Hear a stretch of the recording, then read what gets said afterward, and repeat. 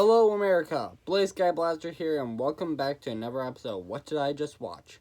The show where I talk about TV series, movies, and other media that made me drop and wonder, what did I just watch? PBS Kids, Public Broadcasting Service for kids. What shows do you remember from that? Sesame Street? Barney? Caillou? I wouldn't be so surprised because that's been a big pain in the butt. But one that I'm pretty sure quite a lot of people might remember is Thomas the Tank Engine. And it's not hard to see why. The show was pretty much a success right off the bat.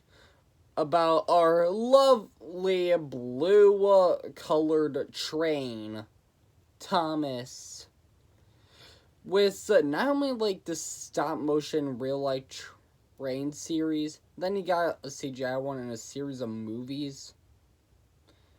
I don't know, I wasn't really into it, but one thing I am into it is when you actually scrape deeper into it, you can realize as an adult that holy crap, this show was messed up.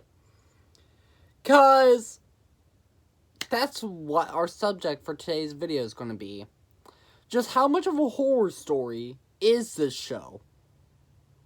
Take a deep dive with me and wonder, what did you just watch? Based on a book series, Tomska and Friends, the show features, again, a blue tank engine named Thomas the Train. And him and his buddies all live on the island of Sodor, which is ran by someone named the Fat Constructor, or Sir Topham Hatt, as they all strive to become really useful engines. That's literally the name. Sounds innocent enough, right? Well, no. One thing that you will surely start to realize is that this show is very dark. Specifically with this image. Some people probably have already seen this image floating around the internet when talking about how dark the show was. But for those who haven't, this is from Season 1, Episode 3, The Sad Story of Henry. Oh my gosh, even in Season 1 they were all messed up. Which tells the story of a green train named Henry who feels very confident in his paint and goes to hide in a tunnel to make sure that the rain doesn't ruin it.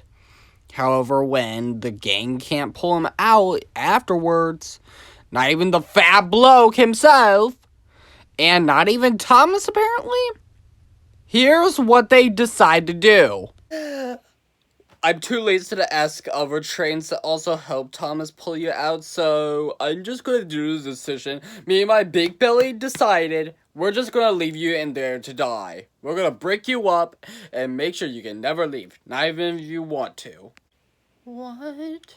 That's literally how the freaking episode ends. No joke. They literally decided they were going to end the episode with him getting bricked up, and it's zooming out, and then the nurse is, I'm pretty sure Henry has learned his lesson now. Don't you? What? And also, keep in mind, this was on freaking PBS Kids. You know, Sesame Street, Barney, I love you, you hate me, I don't give a crap. And then they thought this was okay.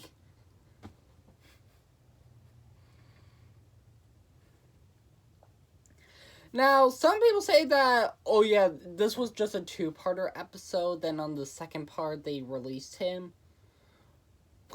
What kind of sense does that make?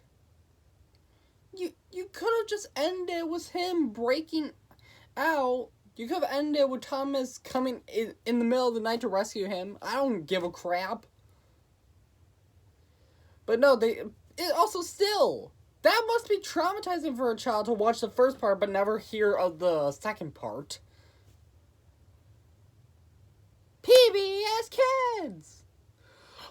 Now, continuing the conversation, this show has a lot of implications of death, specifically considered to have been scrapped. And I'm not joking. This is like the freaking Purge out here. People who will look closely at the settings and the backgrounds of Tomska and Friends will really notice that there's a lot of rusty and old and like just dead trains just in the background. You might be thinking, well, it's just because they're old, so they just died and then they got rusty and then they perished. But that's not the case. Take this dude, for example. He says that he's scheduled to be breaking up within next week. So, he knows he's gonna die. Or what about this guy who's literally trying to hide from the freaking people of Sodor because he knows he's going to get scrapped. So, he's trying to struggle for life. Look how scared and sad he is. He knows he's gonna die and he's trying to run for his life. I mean, heck, the people of Sodor freaking wrote the word scrap all over his body. That's the equivalent of putting the Star of David on a Jew. Heck, take this dude, for example, from the movie Hero Rails. We meet Hero, the oldest train on Sodor, because he was also the first train ever created on Sodor. And now he's hiding in the woods. When Thomas finds him and asks why, he says, I know what happens to trains who aren't useful engines. They get scrapped and murdered. You don't think that's true? Or take this episode, for example. Here, Percy is begging for the fat bloke to not send these two Scottish trains away so they can be scrapped. And look how evil this guy looks. That is pure evil. He does not give a crap. Or this character, for example, named Slowcoach, who has been deemed not useful. So, the only reason she's alive? Because they didn't find the time to do it! Seriously! And then the only reason she's still alive now at the end of the episode is because a building conveniently burns down so she can become accommodation for laborers. If that wasn't enough, after doing some research to figure out just how many deaths were in the series, it came around to, in total, either 35 deaths or 9 deaths. And heck, there still are more in some that just haven't been accounted for. Needless to say, there's a large pile of them. Heck, one of the trains is punched and turned into a freaking generator. Yeah! A freaking generator! Left to die and suffer in that. This is a bus saying falls off the rails, and instead of trying to help him or anything, they turn it into a freaking hen house. And leave him there to rot. Heck, there's a freaking boat in the series that gets, like, attacked because Percy pretty much knocked these train carts onto the boat, but instead, the people are angry at the boat and the trucks, not Percy who knocked them out, but the boat, and punish him by shipwrecking him and leaving him stranded on a beach for children to play inside him. Yeah!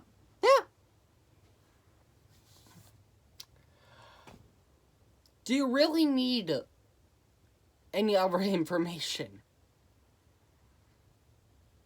If that was enough, they freaking implied train genocide was a diesel engine trying to murder every single steam tank engine. Holy crap!